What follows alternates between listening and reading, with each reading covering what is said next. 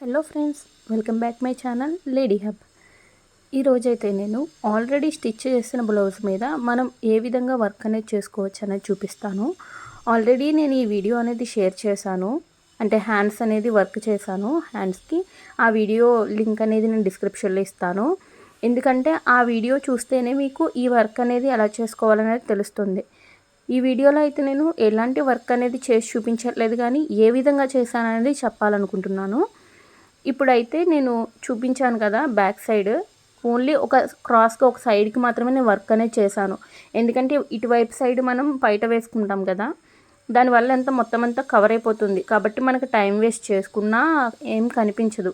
కాబట్టి నేను ఈ విధంగా క్రాస్గా చేశాను అనమాట వర్క్. అంటే ఎక్కడి వరకు మనకి కనిపిస్తుంది అనే దాన్ని చూసుకుని దాని వరకు మాత్రమే చేశాను. ఇక్కడ చూడండి ఫ్రెండ్స్, నేను నెక్ లైన్ మనం హ్యాండ్ స్టిచ్ చేసినప్పుడు వీడియో చూడండి. నెక్ లైన్ అనేది మొత్తం ఎలా స్టిచ్ చేశాను అనమాట. సేమ్ హ్యాండ్స్కి ఎడ్జెస్లో ఎలా స్టిచ్ చేశాను, దీనికి కూడా అలాగే చేశాను. చేసిన తర్వాత హ్యాండ్స్లో ఏవైతే బుట్టీస్లో స్టిచ్ చేశానో సేమ్ బుట్టీస్ ఇక్కడ కూడా స్టిచ్ చేశాను. చేసిన తర్వాత హ్యాండ్స్లో చూడండి, మన షుగర్ బీడ్స్ని లైన్స్లా కుట్టాను కదా, ఇక్కడ కూడా సేమ్ ప్యాటర్న్ యూజ్ చేశాను. కానీ అదేంటంటే ఇటువైపు అటువైపు క్రాస్గా చేశాను కదా, కానీ ఇందులో అలా కాకుండా సింగిల్ సైడ్కి అనమాట అలా యూజ్ చేసి, అంటే మన ఐడియాస్ బట్టి ఉంటుంది. అంటే మనం ఏ విధంగా చేసుకోవాలంటే ఆ విధంగా చేసుకోవచ్చు.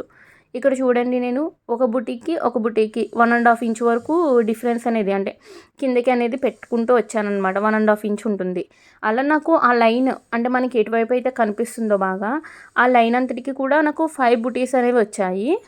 తర్వాత ఇటువైపు ఇంకొక 2, తర్వాత 1 అలా అనమాట. ఇంకా క్రాస్గా లైన్స్లా చాలా ఈజీ అనమాట. అంటే హ్యాండ్స్ వీడియో చూసిన వాళ్ళకి అర్థమవుతుంది ఏ విధంగా స్టిచ్ చేసుకోవాలి ఏంటి అనేది. ఆ వీడియోలో అయితే నేను చాలా క్లియర్గా చూపించాను మనం ఎలా వర్క్ అనేది ఎలా కుట్టుకోవాలి అనేది.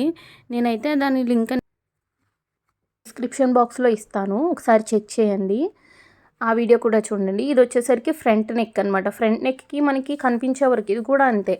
ఇదంతా పైట ఇలా వస్తుంది కదా, అందుకని నేను అక్కడంతా కూడా స్టిచ్ చేయలేదు ఏమీని. ఒక బుట్టి వేసాను, ఆ లైన్స్ బ్యాక్ సైడ్ ఏదైతే డిజైన్ చేశానో సేమ్ అదే. ఇంకొక లైన్లా ఒకటి స్టిచ్ చేశాను అనమాట, అంతే సింపుల్గా. అంటే మరీ హెవీగా ఉండదు, అలాగని మరీ అంత తీసిపోయినట్టు సింపుల్గా ఏమి ఉండదు.